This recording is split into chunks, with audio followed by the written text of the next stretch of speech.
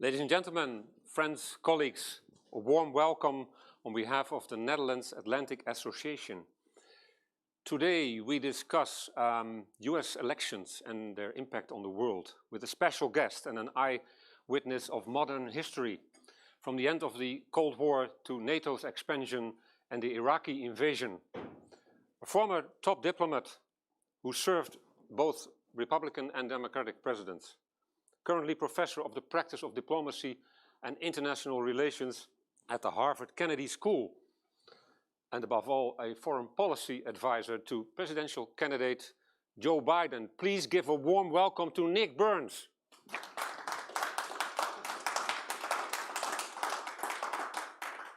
I'm privileged to say, Nick, we know each other since 1995, when he was the spokesman at the State Department.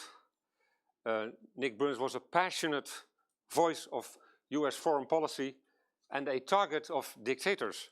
I remember Slobodan Milosevic comparing him to Clark Gable in Gone with the Wind, and Saddam Hussein calling him an irresponsible playboy. When I asked Nick about this, he said grinningly, "I have the same offensive style as the great Dutch soccer team with Johan Cruyff and Johan Neeskens." Nick was also ambassador to Greece and to NATO and Undersecretary of State for Political Affairs. And this experience has made him one of the leading analysts on US foreign policy in the US Senate and in the global media. He will share his views on American leadership.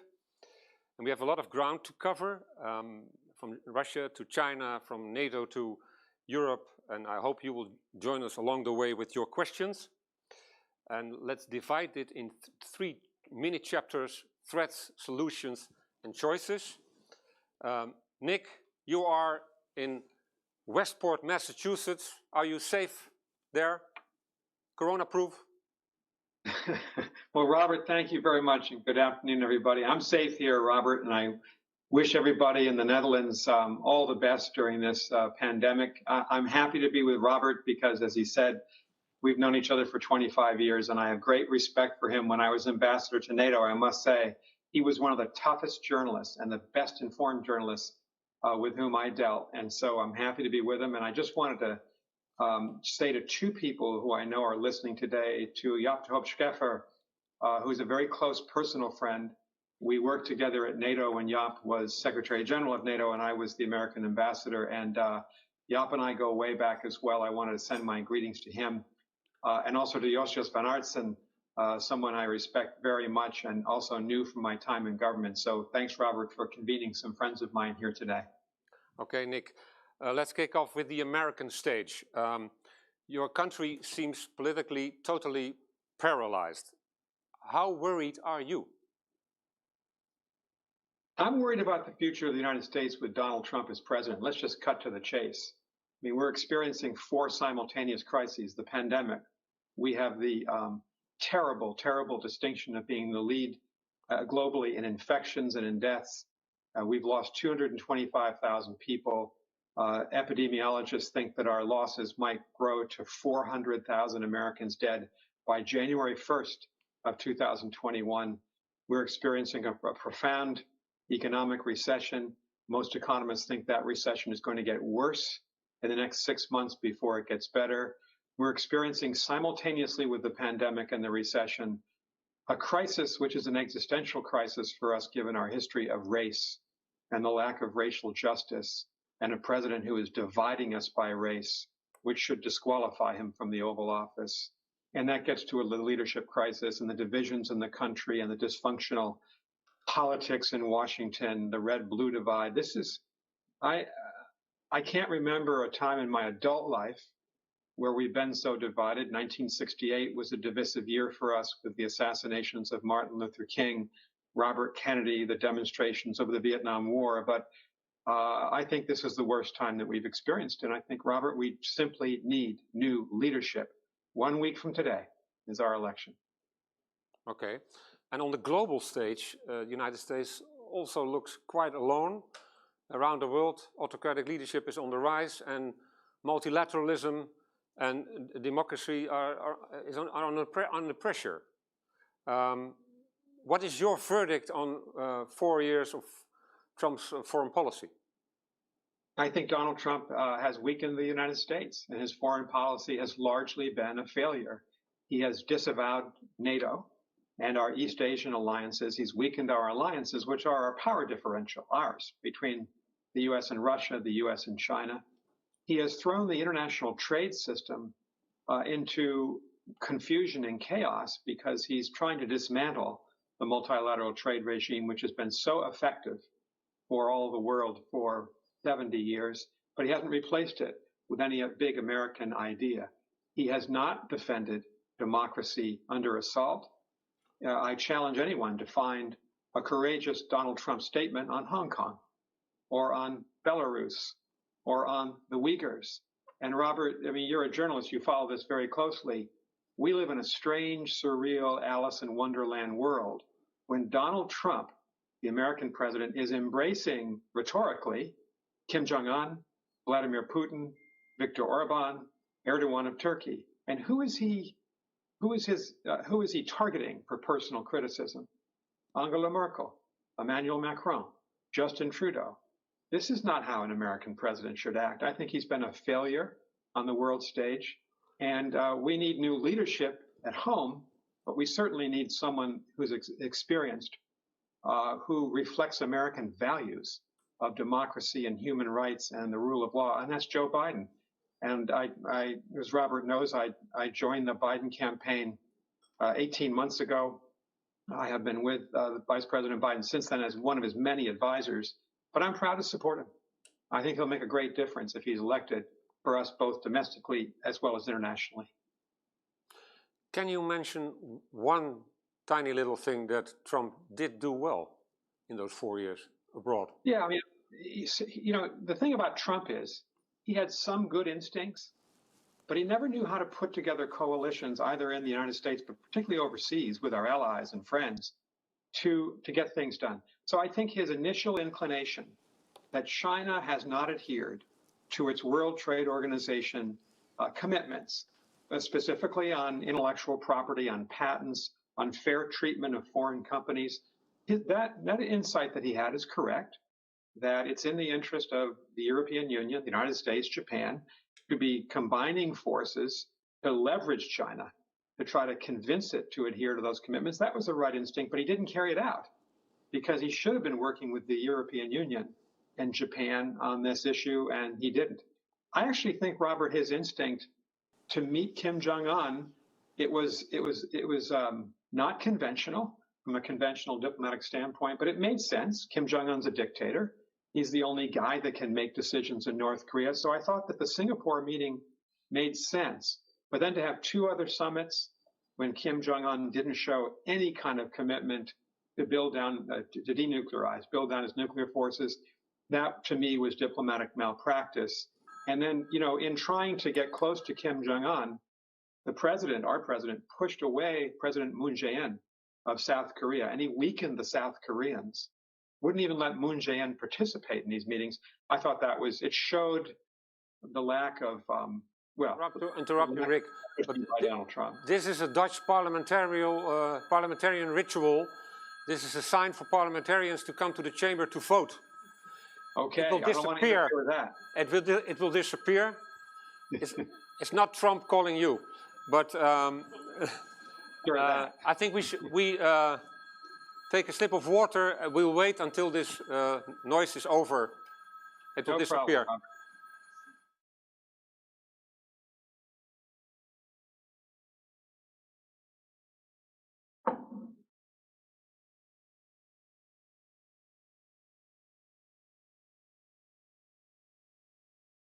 Okay, we're back. So I think you were in the middle of your Singapore story. You said Singapore was in fact the only thing he did well in that regard. The other summits. I think there are a few things that he's said that are accurate about analyzing problems, but he's never been able to put together solutions to problems. I'll tell you a third thing that comes to mind. It has a direct impact on the Netherlands. And that is Trump saying the NATO allies should spend more in defense. No. That's what I was saying that's what Jaap de Hoop Scheffer and I both agreed on when we were working together when Jaap was NATO Secretary General. But then what did Trump not do? He didn't recognize that between 2015 and 2020, we have seen real increases in the defense budgets of nearly all the NATO allied members because they were reacting to Crimea, to Putin's annexation of Crimea. And so Trump didn't give the allies any credit for that. We now have 10 members of NATO. They're above the 2% of GDP defense spending threshold. By 2024, the majority of NATO allies, not all of them, not Germany, but the majority will be above 2%. And Trump never gives the Europeans any credit. So sometimes his instincts are right, but as a diplomat, as a leader, he doesn't know how to get along with people. Well, he has said billions are pouring in about NATO funding. Right. Well, the commitments amount to more than $1 billion in increased European and Canadian defense spending. But I would give 3 people credit, and Trump won't give anybody credit for anything. He only thinks about himself. I give Trump some credit. I would give President Obama credit. I would give Putin credit for having stimulated the first advance. I would give the European prime ministers more credit. They're the ones who had to go to their parliaments to make the case for more money, and that's difficult in some European countries. But Trump never gives credit, particularly to our democratic allies. And then, Robert, I guess if I could sum up my analysis of him and my case against him, he does not identify with democracies. He does not feel part of what we have built in NATO since 1949. He said, as you know, he said the European Union was created to compete against the United States. He's ahistorical. He doesn't know that President Truman, President Eisenhower, President Kennedy, all of our presidents were champions of the coal and steel community, the Treaty of Rome, the common market, Maastricht, and all the reforms that have come since. And so he's weakened us in the democratic world, which I think is his greatest sin. Okay, let me test the depth of your pessimism. Some people say the West is dead, the West is broken due to failing American leadership. Are you that pessimistic? No, the West is divided. The West is weak. The West doesn't have the self-confidence that we should have in competing with Russia in Europe, in competing with China globally and in the Indo-Pacific. But the West is a broad concept. It's not just Europe and Canada and the United States. Japan, India, Australia, South Korea, all share the same values that we do. We have a very active policy in the Indo-Pacific. I'm sure we'll talk about it, but those countries are as firmly committed to democracy, the rule of law, human rights, climate change, as the rest of us are, or at least most of us are. And so I'm not unduly pessimistic. I do think this. We've been talking a lot here in the United States about how quickly can we recover with our European allies, with our Indo-Pacific allies. My sense is that governments will come back quickly, the Dutch government, the German government, the Australian government, to want to work with a new administration if we elect one next week. But I think the publics will come back slowly. The United States left the climate change agreement, which I know in Europe is the most important issue for most citizens. And I suspect that average Dutch people, Germans, Italians, French, are going to be a little bit skeptical. We'll have to earn their confidence back, and I think we can do that. I hope we can do that. 2 people online have asked a question about this, namely Trump's undermining of NATO has forced the EU to think of taking defense into its own hand, the famous strategic autonomy. Yeah. What do you make of that? Is that in the US interest? Does it have a chance? Strategic autonomy of Europe? Well, way back 15 years ago, Jaap and I had to fight together, Minister van Aartsen.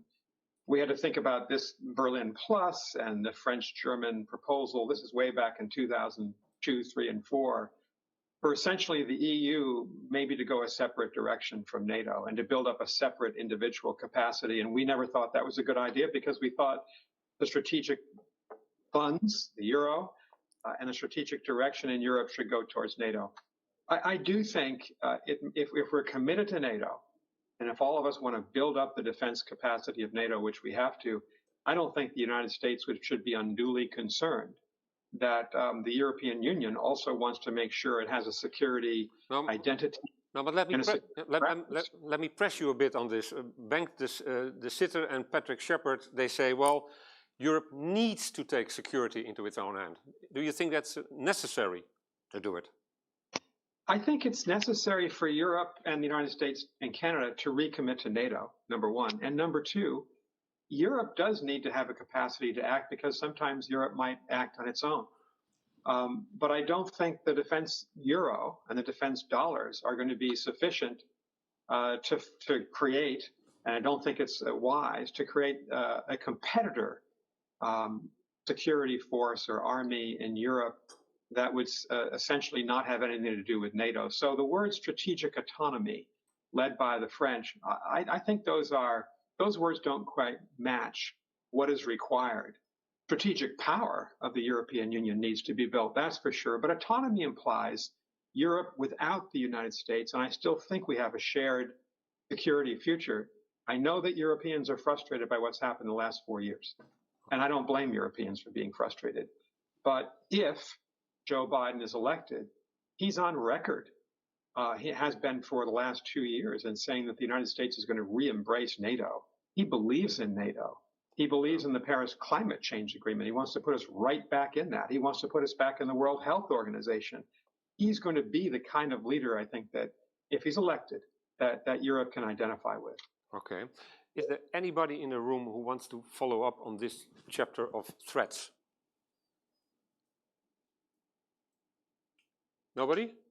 No worries about the current climate? Well, let's go then to the chapter of solutions. Joe Biden has written in Foreign Affairs, Why America Must Lead Again.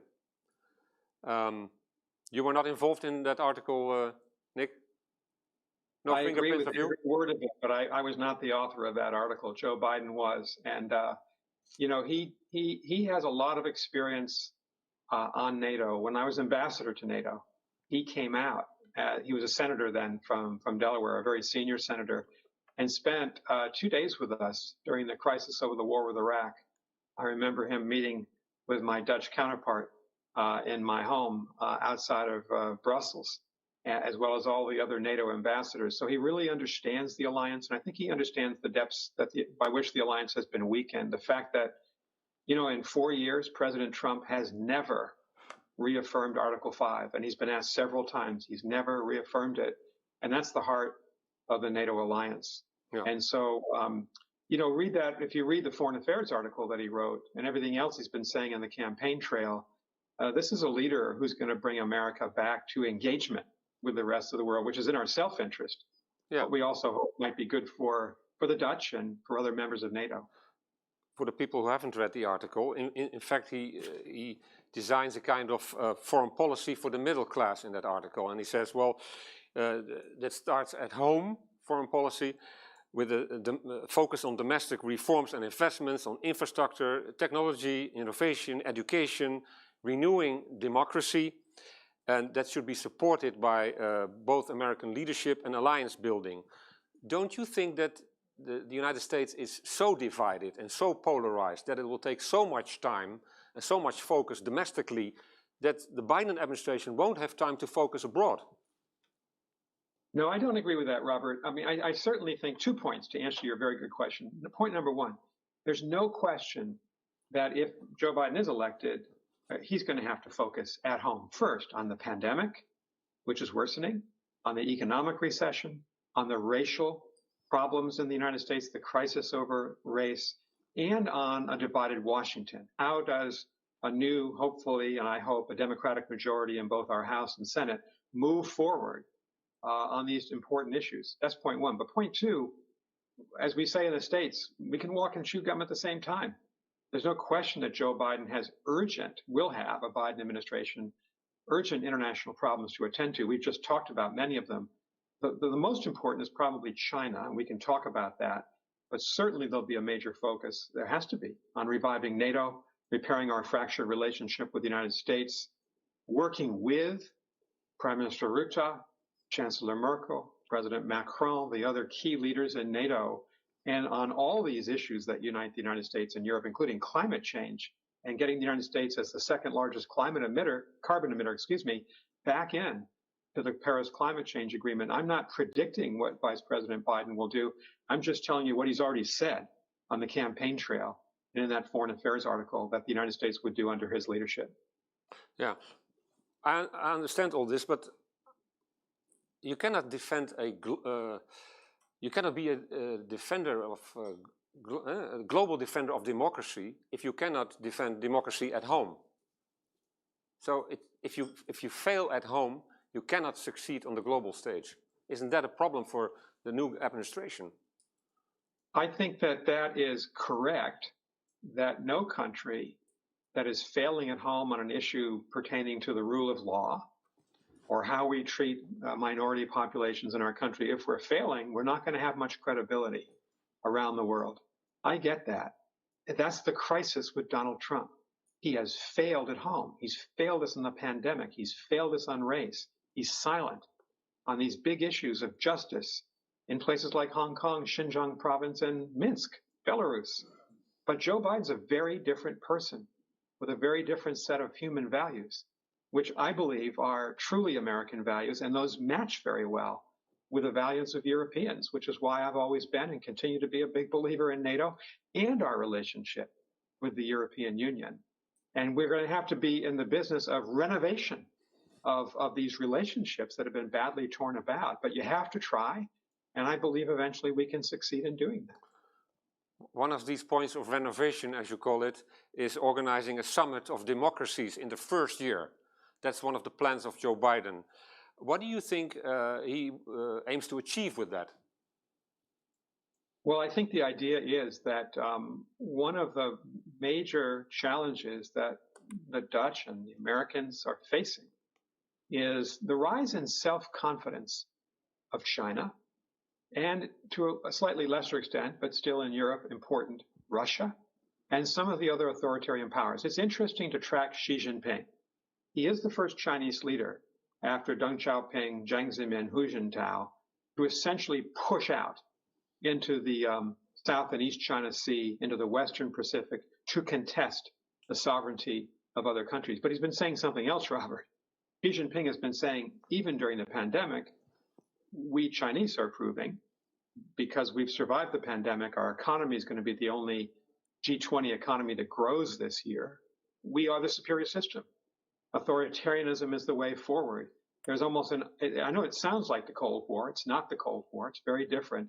But there's an ideological content to this competition with China that you in Europe, we in North America, the Japanese, the Australians, the Indians should take on. We should not concede that the authoritarian system is the way forward, but that's what Xi Jinping wants us to think. That's what he wants people outside China to think. And we should want to have that competition.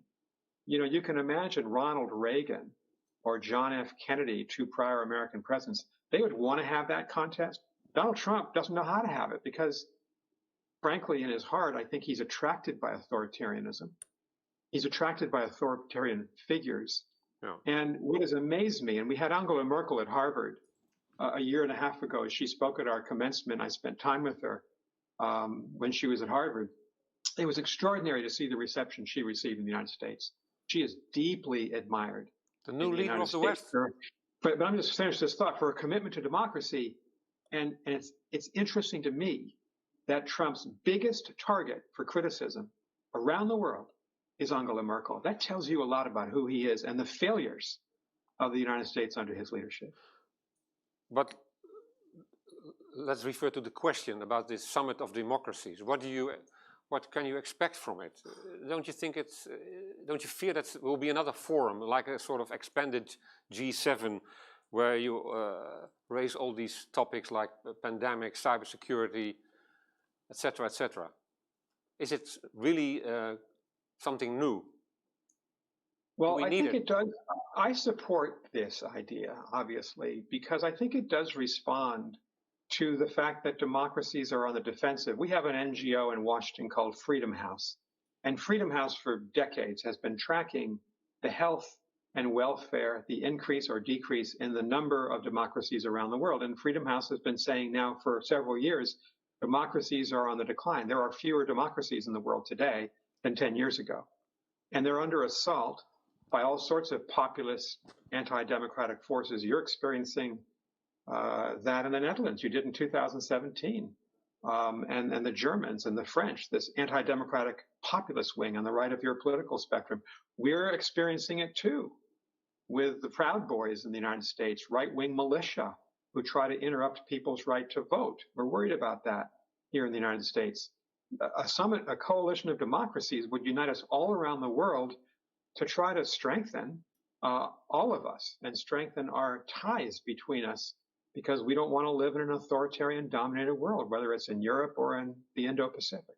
Okay, let's accelerate a bit like the great Dutch soccer team did in the 70s. Do you think the Biden administration will re-enter the climate accords of Paris? Joe Biden has said we will go back into the climate change agreement and we'll do our bit. If you look at his platform, look at what he said in the third debate last week. In fact, in both debates, he wants to make a major commitment to transformation of the American economy over time to a green, clean economy, and make a major commitment to reduce further U.S. carbon emissions. And that's a commitment that he's made throughout his entire campaign. It's interesting, Robert, we haven't talked much about American public opinion.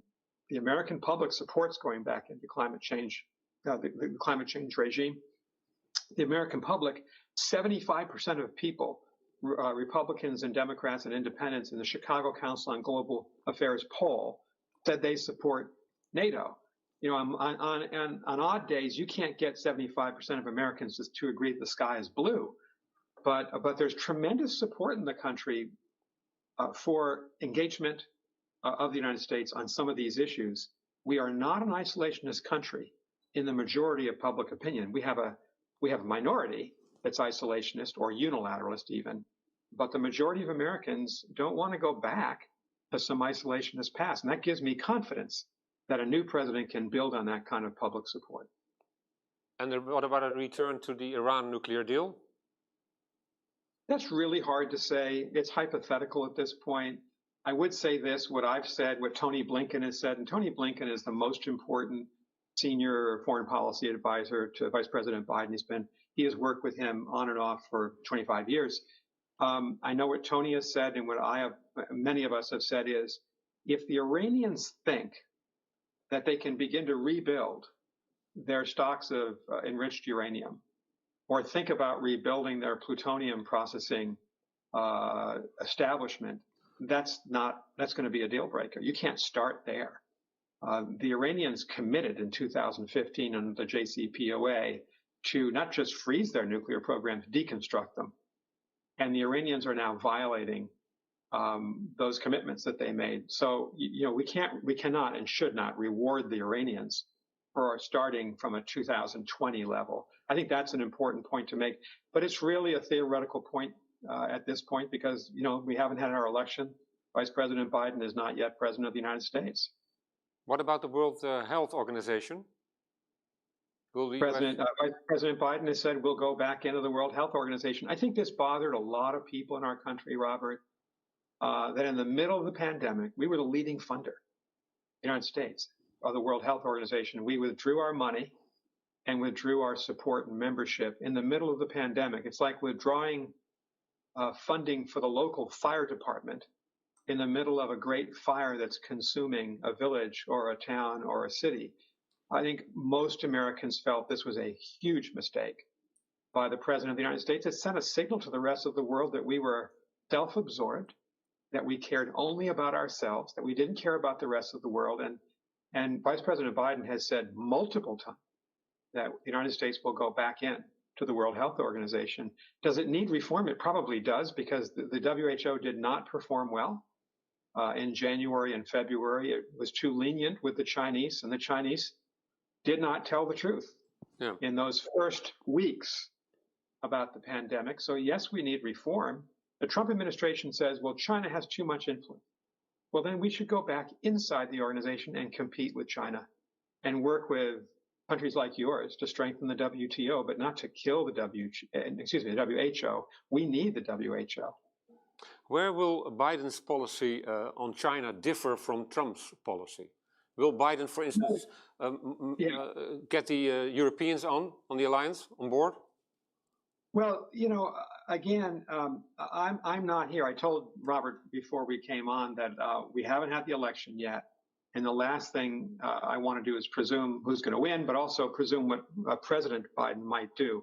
I'm not in a position to do that. I can't speak for him, obviously. But let's look at the record. There is a surprising degree of uniformity in the United States on China.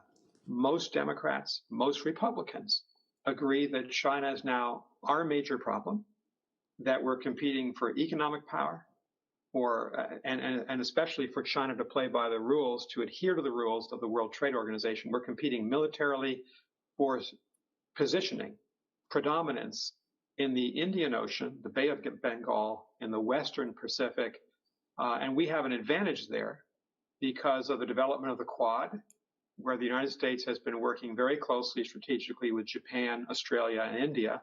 We don't want to fight China, but we do want to limit China's military ambitions, especially those that are contrary to international law and the law of the sea conference in the Spratly and Paracel Islands of the South China Sea, and certainly in the East China Sea, as China contests Japan's administrative control over the Senkaku Islands. This is extremely important, and I think there's really a consensus in the United States that we have to be more competitive with China. Where I think Trump differs from most other people, including certainly people like me, is while we compete with China, we certainly need to be working with China on climate change. We need to work with China, if that's possible, on the pandemic, on the next stage, which is the development and distribution of a vaccine, which is going to be very complicated around the world. You'd rather have us working with China than against China on that issue. And so there has to be some kind of balance in between competition and cooperation. And right now, you don't really see that in the policy of Donald Trump. But I think Europeans have to, I'm sure a lot of you do understand that both parties are focused on this competition with China, and there's large-scale agreement. Robert, I'd say the two differences with Europe, or where you might see Trump and people like me pushing Europe as friends, would be to say the European Union needs a strategy on China and doesn't appear to have one beyond exports, but a strategic strategy that would a strategic agreement among all the European countries about how you want to relate to China. And the issue of 5G, I think most people in the United States believe that we've made the decision, no Huawei. Who else has made that decision? Australia, Japan, India, the United Kingdom. I think a lot of us are hoping that Europe will question the decision by European countries to allow Huawei into your bloodstream because it's a cancerous agent in your bloodstream. Okay, is there anybody in the room who wants to follow up with a question? We have a microphone. We've got some questions, Nick. Sure. Could you mention your name and your affiliation, please, for Nick Burns, please? Arnoud Brouwers from the Volkskrant newspaper. I have a question about China policy and US-European cooperation. How would this work in practice? For instance, on trade, Europe has been trying to catch China in new multilateral rule systems. Will the US join? And if it does, how trustworthy will that be? Can you deliver the votes in the Senate? Can you deliver sort of the promise that this will hold for more than a couple of years? Well, I think those are very good questions, and I don't know if I have a lot of answers for them a week before our election. A lot will depend, as you say, who wins the presidency, but who wins the Senate, and what mood will Congress be in. I do think my personal view is that trade's going to be a difficult issue here in the United States, between the parties and inside both parties, and it may take a while to work out a way forward. That's my sense. Whether it's a Trump second term or a Biden first term, trade's going to be difficult. And remember, when President Obama was talking to the European Union about a free trade agreement between the European Union and the United States, there was a lot of controversy in Europe, especially in Germany, of whether or not that was a good idea for Europe. So I don't know if the EU has worked out its own policy on advanced trade talks with the United States. And I don't think it's the first thing that we should do in our relationship on both sides. So that would be the way I answer that question.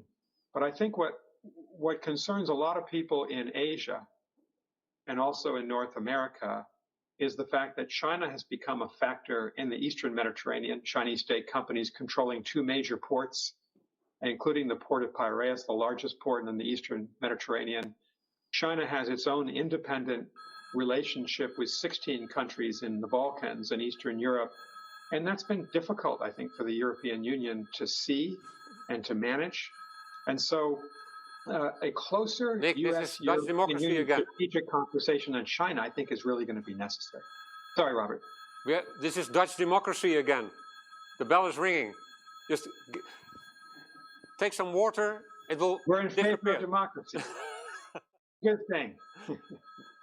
Works in the Netherlands.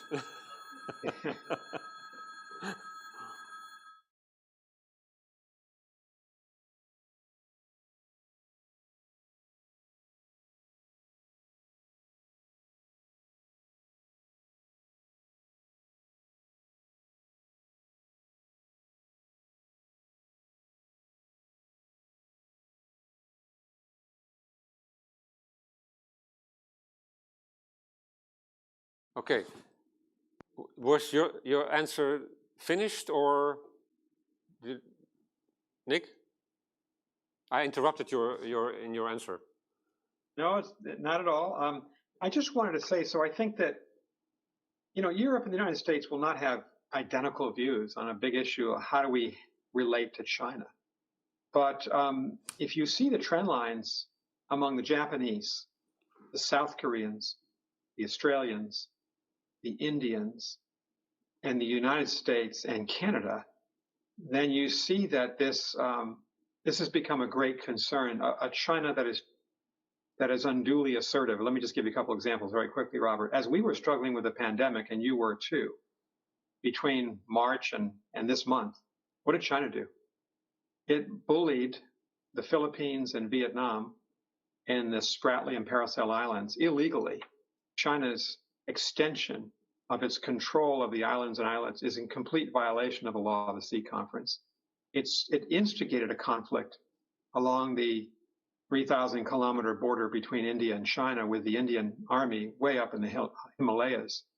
It obviously smothered Hong Kong's democracy this summer with the passage of the national security law, which will effectively end democracy and human rights and free speech and free assembly in Hong Kong. And therefore, China's violated its 1997 handover agreement commitments it made of one country, two systems.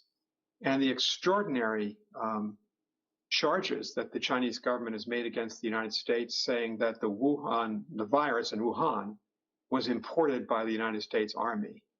I mean, complete falsehoods. So I think there's a real concern in the Indo-Pacific among the countries I just mentioned, and certainly in my country, that we have to step up to compete with China. And Europe is going to have to decide, should Europe be equidistant between China and the United States? I would not think that's the right place as a friend of Europe for Europe to be, but you will have to decide this. And right now, I don't see, at least, coherent strategy on these issues by the European Union, and you need one. Okay. I saw another question in the back. Can we have the mic there, please?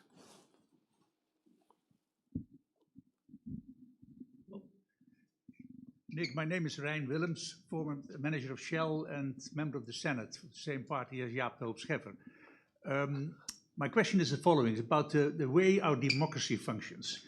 Do you see, and let's look at the fact that already 15, 20 years we've seen a polarization and a certain growth of populism and in the United States and in Europe.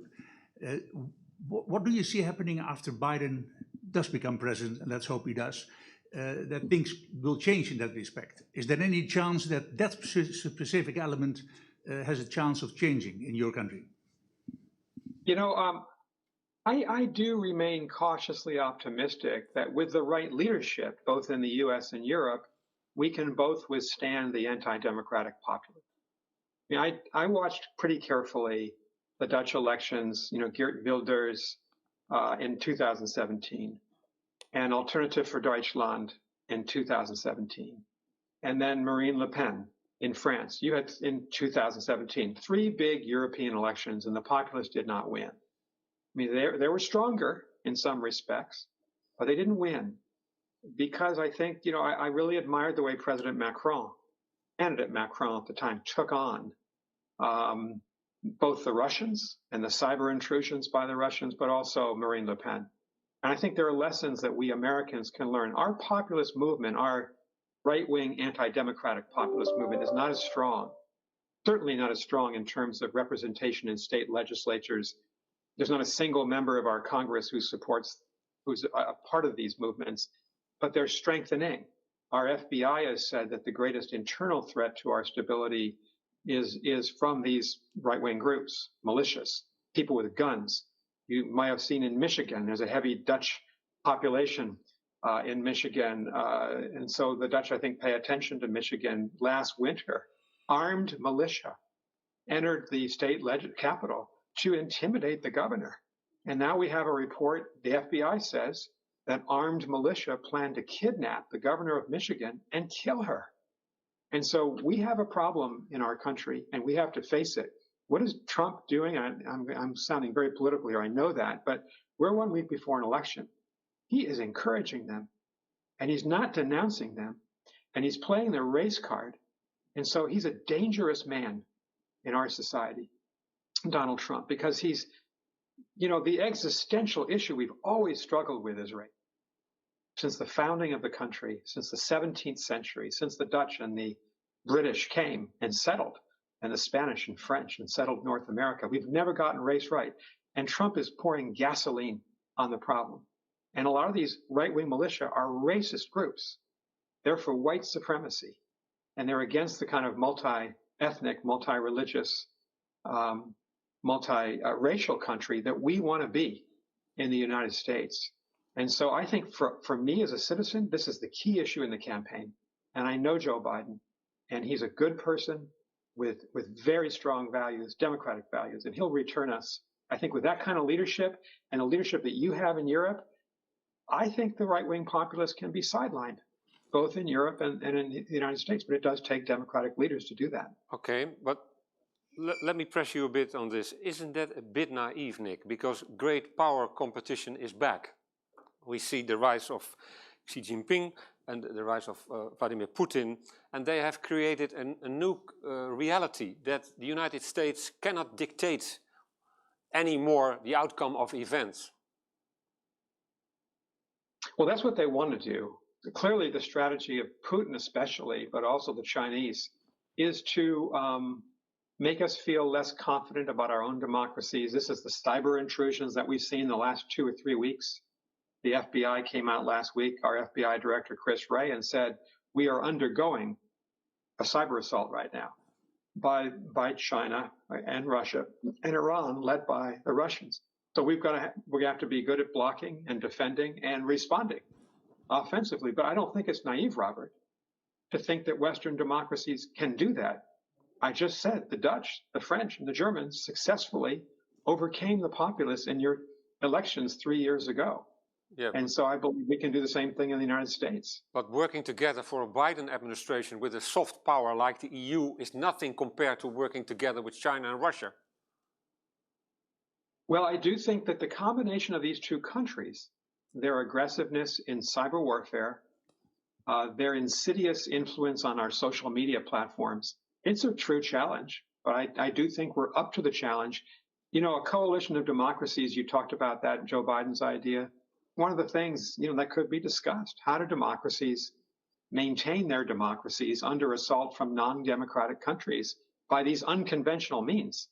And you've experienced them, and we've experienced them. These are not tanks crossing our borders, as in 1940 or 1941, or airplanes dropping bombs. This is cyber warfare. take a look at the new HBO documentary film, The Perfect Weapon. It's based on the book by the New York Times correspondent David Sanger about the use of cyber power by the authoritarian countries in democratic societies to diminish the integrity of our elections. It's fascinating. It's very troubling. Yeah. Well, there's a question, a follow-up question on this from obviously a big fan of you, Professor Margarita Mathiopoulos, and she hopes that you become Secretary of State in the Biden administration. Is that a possibility, Nick? I'm sure that will not happen. You're sure? There are 1,000 people more qualified than I am, but I do know Margarita, and I send greetings to her, and I'm happy she's with the group today. But her question is, how would you, if you get a high-ranking position, how would you outbalance the security relationship with Washington, with Beijing and Moscow? How would you deal with that relationship, security relationship? Well, I think, first of all, I don't know what's going to happen after the election. We'll just have to see. But I think that the Trump administration said something that was correct in its National Security Strategy Report of 2017. That's a document that the government writes that tries to summarize what are the greatest threats to our democracy and stability. And Trump administration said this was Rex Tillerson and Jim Mattis inspiring this, and H.R. McMaster way back in 2017, that the threat of terrorism was real and it was very serious, but there was a greater threat, the rise of the authoritarian powers, China and Russia. And, we're going to have to confront both or compete with both in both the Indo-Pacific and in Europe. I think China's the more capable country. It's a stronger country than Russia. It has a far stronger economy than the Soviet Union ever had, which makes it perhaps the most difficult competitor the United States and Europe have faced, stronger than the Soviet Union. And so we have to turn our attention to the Indo-Pacific, but Europe is not going to be a second lesser priority in this sense. Our lead trade partner right now, and for the next decade in the United States, is the European Union, not China, Japan, or India. The leading investor into the American economy is the European Union, led by the Netherlands, and also the United Kingdom now out of the EU, and the leading number of U.S. allies in the world obviously is in NATO. So I think the United States must be very focused on Europe, on rebuilding our relationship with the EU, rebuilding NATO, having the United States become a partner of Europe again, as opposed to a competitor. And then we're going to have to together figure out what we do together to try to compete with China. Europe should not be out of that equation. It shouldn't just be for Japan, Australia, and the United States and India to figure out. Europe has to think strategically, we hope. And we hope it's not going to be equidistant, Robert, which you hear some European politicians say from time to time. I hear you talking several moments about the Netherlands. What is the role of the Netherlands in the current European Union? How do you? Well, I think as I understand the European Union, by dint of his experience and his competence, I think your Prime Minister is a leading voice, Prime Minister Rutte, in the councils of the European Union. I know there are divisions between North and South on lots of different issues, but if I think of the core of experienced leaders, Merkel and Rutte, and of course Macron, he doesn't have the numbers of years, but France is a very powerful country, Poland. So yeah, I include the Netherlands in that leadership group. I hope you do. You? What's your assessment? Well, a lot of people say that Rutte is now the number 3 leader in the European Union because of Brexit. I don't know. I must say, Robert, I was in Sydney, Australia, a year ago this month, and I was a fellow in Australia at the Lowy Institute for 3 weeks. And Prime Minister Rutte visited. I was part of a small group that met with him in Sydney. And of course, I'd met him before, but I was tremendously impressed by him, certainly by his knowledge, his strategic sense of the interests of both the Netherlands and the EU and the world. He made a very strong impression. I read a lot of the news coverage in Sydney and Melbourne, and it was positive. I'm Okay. not campaigning for him. I'm just trying to say nice things. Well, you're doing your best. Next year, we could invite you to come over. Let's go to our final chapter, choices. Who will win, Nick, next week? What is your gut feeling? Yeah. My gut feeling, but also looking at the polls, looking at the negatives and positives, is that Vice President Biden's going to win the election. I certainly hope so. But you know, Robert, I was on the Hillary Clinton campaign. Yeah. And we in that campaign felt we were confident we were going to win, and we didn't, obviously. What's different? I think Joe Biden, look at the favorability ratings of Joe Biden versus Donald Trump. Look at the very low unfavorability ratings that he has, meaning that there aren't a lot of people who despise him. And I think that unfortunately, and I wasn't one of those people, Hillary Clinton had a lot of negatives in that respect. You've also seen Vice President Biden focus on Michigan, Pennsylvania, Ohio, Wisconsin, the states that made the difference in 2016. But now you see that he is competitive, more than competitive, in places like Arizona and Florida and North Carolina. So, you know, this is always, you always want to cross your fingers when you make a prediction, but I certainly think that he should win. And the country will be so much better off. And I just feel, you know, Massachusetts is a blue state, so I can't rely on what I'm hearing from my friends here. But watching the 50 states, there is a depth of anti-Trump sentiment in the country. People embarrassed by him, even revolted by him, that is strong. We've had more than 50 million people vote. We have early voting in most states. My wife went out this morning, Libby, to vote early. And I, you know, that you can see the energy, you can see people lining up to vote. There are efforts being made by the Republicans in places like Georgia and Texas to make it difficult for people to vote. People are waiting for 6 and 7 hours in line to exercise that right. Just the whole feeling here is for Joe Biden. And a feeling is that President Trump has failed us and we need to get him out of office. What happens if Trump doesn't accept the outcome? We've never had that situation in the history of the country going back to our first election, which was in 1788. We've never had a president or a candidate who's lost, who refuses to leave. What you may see this year is because of the early voting, but also mail-in ballots, and many states have mail-in ballots, but some don't begin to count them until Election Day, that the vote will be incomplete when you wake up in the Netherlands on the morning of November 4th, Wednesday, a week from tomorrow. It's likely, I think, that the vote won't be complete, that we'll be waiting to see votes counted but from mail-in ballots, absentee ballots, people voting from overseas, the early voting, the huge numbers of people who I think are going to show up in this election. We may not have the results immediately. I'm hoping it's going to be a decisive victory. If Trump loses and refuses to leave, well, then we're in a situation we've never been in before. But I think the probability of that is probably not high. My sense is that we're going to have a victor, and it's going to be Joe Biden. Let's have a brief look at the other scenario. What happens if Trump wins?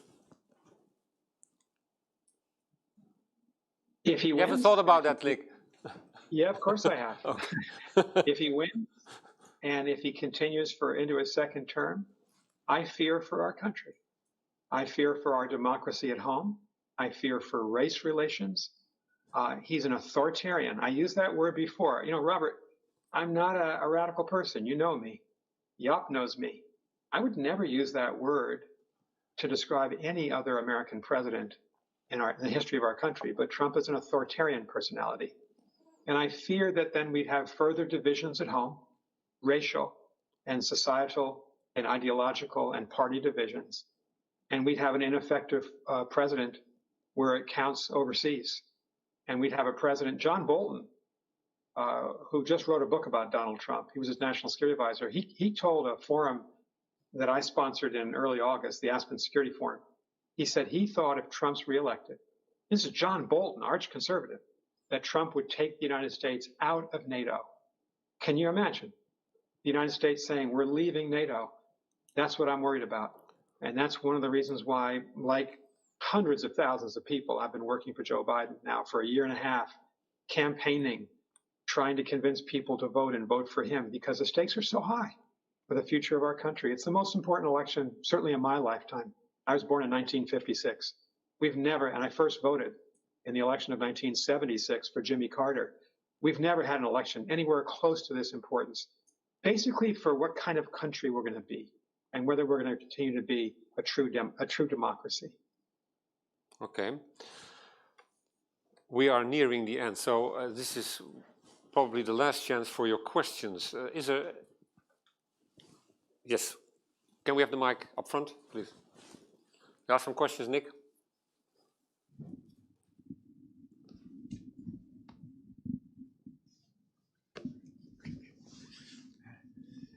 My name is Menzo Willems from the Telegraaf, Dutch newspaper. We haven't discussed Islamic terrorism. What do you think Biden will do against it? I mean, it's near the frontier of the European Union, and Turkey is now a pain in the ass of NATO. But it's going to be a big problem. Yeah, thank you very much for that question. I would not acquaint Turkey with Islamic terrorism. I agree with you. Turkey is the biggest problem in NATO. And there's 4 or 5 things that the Turkish policies in Syria, Iraq, Libya, their acquisition of the S-400 system, which we can never integrate with the NATO air defense system. Lots of problems with Turkey, I agree with you. But I think Islamic terrorism is a separate problem. I would not use those words to describe President Erdogan. Certainly what happened in France a week ago, Friday, was just absolutely terrifying and objectionable. And the French are going to have to work out, it's a very, as you know, it's a multiracial, multi-religious society, how to deal with this. But we have to reject that kind of, obviously, reject that kind of action. All of us have to stand up against it and support the French in that respect. I do think the battle against ISIS is not over. President Trump's been telling the American people, we defeated ISIS and they're no longer a threat. I'm not sure that's true. And so the anti-ISIS coalition that President Obama created and that we've been working with the Dutch and other European countries on, that has to go forward. And certainly counterterrorism in all of our societies is a real top order foreign policy concern. These are just my personal views. And that this is another reason why we need to be close to the European Union. What we discovered, I was in Brussels on 9/11. I was ambassador to NATO. And what we discovered is, okay, there's a military dimension in the fight against terrorist groups.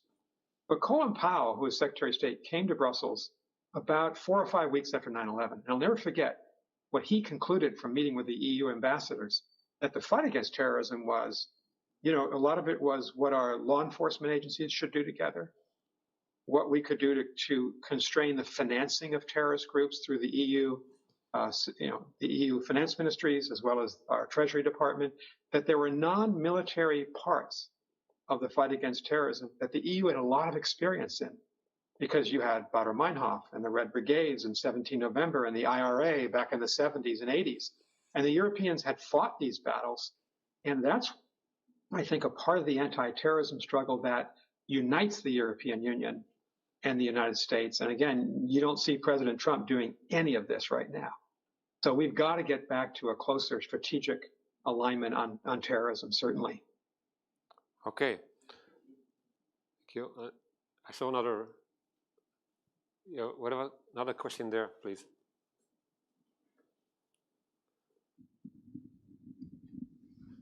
My name is Ezra Lodder. I'm a conflict studies student. I was wondering, you've mentioned the long waiting lines for voting, and you've also talked about the necessity for democratic reform. Once Joe Biden is elected, what is, in your opinion, the most important democratic reform he should pursue? Boy, that's a really good question. There's so many priorities, and I'm just speaking personally here about what I want as a citizen. I don't want to try to anticipate if Vice President Biden is elected, how he's going to prioritize this, because that's his choice, not mine, obviously. So these are my personal views. Healthcare. You know, healthcare is, the Trump administration is trying to destroy Obamacare, our healthcare offering to millions of Americans, in the Supreme Court. And that could happen by next week. And so that's an immediate battle. Certainly, unemployment insurance and measures to try to help lower income Americans affected by the recession. And stronger support for the public health systems. In the United States, public health, so responding to the coronavirus, is the responsibility of each state, not just the federal government. But Trump has not used the federal government to try to help the states in a strategic way, and I think more could be done there. And then I would also add, not as a lesser priority, but as a first priority, is where you started, helping to enforce the right to vote, making it easy to vote, not difficult to vote. That is an elementary part of our democracy. Okay. Another question? In the middle, please. Yes, my name is Paul Bril. I'm a former correspondent in Washington. Let me come back to something you said earlier in this session. You promised us that under President Biden, transatlantic relations will more or less normalize. Now, there are analysts who say the good old times for the Atlantic Alliance will never come back, for the simple reason that divisions in Washington are now so deep that every foreign policy issue will be politicized. And the Republican Party is no longer the party of George Bush or John McCain. It's Donald Trump's party. And even if Donald Trump disappears from the stage, it will be a different party. So the basic bipartisan foreign policy consensus in Washington is gone. And that was a central pillar in American leadership. How do you respond? It's a very important question, Paul, and thank you for asking it. It shows your deep knowledge of the United States from your years with us. I actually think that we are badly divided on domestic issues. And I'm hopeful that Trump will lose and then be denounced, and that the Republican Party might remake itself. But I would imagine we'd still be divided, even in that scenario, with a new leadership on domestic issues. We do not have those divisions largely on the foreign policy side. There is very strong Republican Party support in the people that chair the committees in the Senate and House, or in the House are the ranking member, on NATO. There is across-the-board support in the Republican Party for NATO. Trump's the only one, and his acolytes around him, who are anti-NATO. Strong support for the European Union. Strong support for a unity between Europe and the United States and Canada to, in essence, contain Russian power. And so on a lot of foreign and defense policy issues, the members of Congress representing the Republican Party, they have not changed. And on issue after issue, I've testified before Congress several times in the last few years. And if you had a blindfold on, you really, just listening to the words but not seeing the faces, you might not be able to distinguish between the Republicans and the Democrats. So that gives me some courage, optimism, to think that President Biden could rely on some Republican support on big issues like returning to NATO, strengthening our partnership with the EU, these kinds of things that are so elementary, and going back into the climate change agreement. That will be more contested, because there are some climate deniers in the Republican Party, but not NATO and not Russia. So I think we're more divided at home as a general rule than we are in terms of foreign and defense policy. And again, as I said to Robert earlier, Republicans and Democrats largely united on what should be done in our China policy. Okay, last question is for Arnoud Brouwers. Mr. Burns, you spoke about China and about the need for a strategic dialogue between the US and Europe about China and how to deal with China. And I fully agree with that. But what venue do we have for such a dialogue? Do you think that NATO can play a bigger role in this to further this dialogue? That's my first question. And if so, one question, Arnoud. How? Okay. The second question is relating to our strategic autonomy, which you didn't sound very enthusiastic about. But but we sort of need it because we have many problems in our direct region where the US is not showing leadership anymore to solve them. So we have things coming on our plate which we need to think about ourselves. Don't you agree with that? Or do you think that with the new president, Mr. Erdogan will start behaving in a more tempered way again? Oh, well, I would hope he would, but I'm not sure he will. I just think on the word strategic autonomy, maybe I'm just tripping over the words. As you know, in the English language, autonomy means separate, alone. And that's not how I think, and many of us on this side of the Atlantic think about Europe. We want to be close to Europe. We want to be integrated. But I don't want to be misunderstood either. I personally, and I think most of us do, support a stronger European Union on security and defense. This is not the days of the, way back after 9/11, when the United States is actively opposing ESDI and ESDP, these initiatives by the EU to think about a stronger defense. We understand that Europe needs to be stronger. It would be hypocritical of us to say, spend more on defense, but don't do it in any way, shape, or form without us. If the EU can become stronger, I think that's helpful to the United States. So I don't think there's going to be an ideological battle over this at all. And in terms of channels, I think we have three major channels between Europe and the US. We certainly have our bilateral relationships, and with certain countries, with Berlin, for instance, with Paris, and maybe even because of the experience and credibility of your prime minister, with the Dutch, we're going to have a series of bilateral conversations. But as decisions are made, you have to go through NATO. And I think on NATO, NATO is beginning to develop a China policy under Jens Stoltenberg's leadership. I think he's been a very good Secretary General of NATO. And that's getting at the Chinese military efforts in the Eastern Mediterranean. It's getting at some of the threats that China poses to all of us around the world. And then finally, I think the main channel here for much of certainly all the trade issues, the human rights issues, and some of these issues about strategic autonomy, it'll be the European Union and the United States. So we've always had these multiple channels, and I think we've got to use all of them. They're all important to the relationship. Okay. Nick, my final question, simple question, predictable question.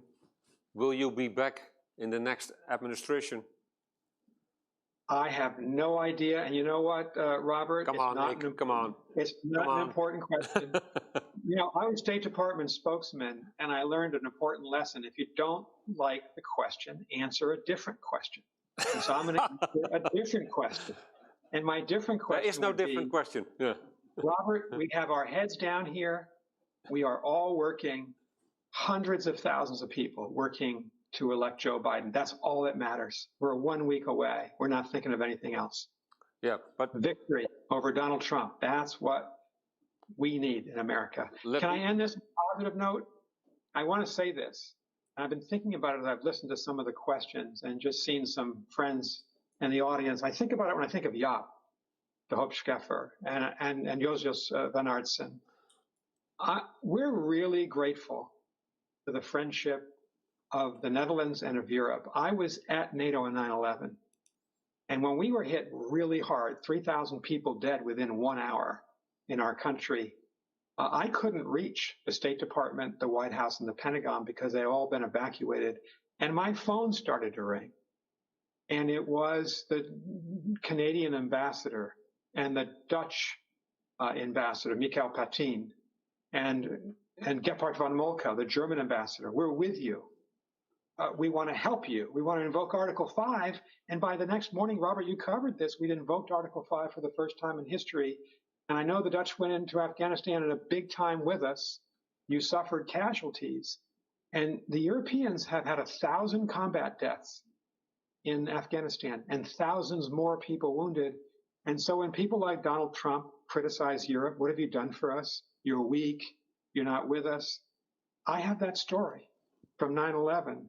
And I can tell you there's true gratitude in the United States to the Dutch, to the Canadians, to the British, to the Germans, the French, the Poles, the Ukrainians, the Georgians, who all went into Afghanistan with us. Jaap was our leader in much of this when he became Secretary General. And I just wanted to say how grateful we are to our friends and allies in Europe. And Jaap and Josias are two of the people who we are most grateful to.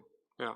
Well, you still sound like a good spokesman, and you didn't answer my mean question. it. So, I'm a private citizen. I believe this. yeah, if I would conclude that it's not that we cannot exclude that you would return in the next government, that's not a stupid conclusion. It's something that I don't want to talk about because it's not important. What's important is November 3rd. Truly, we lost the last election. We should have won it. The American people have to win this election. That's all that matters. Okay, thank you, Nick. Ladies and gentlemen, this program has come to an end. Everything has been said already, but not yet by everyone. So let me say a few closing words. I think, Nick, you brought some good news to many people because under Joe Biden, we can expect a dramatic change in style and in action. New leadership, re-engaging with the old allies, but to what extent, that remains to be seen, also partly because of great power competition. The US wants to sit back at the head of the table. Joe Biden wrote in Foreign Affairs, the question is, who else will be sitting around that table? Perhaps the Netherlands, in your view.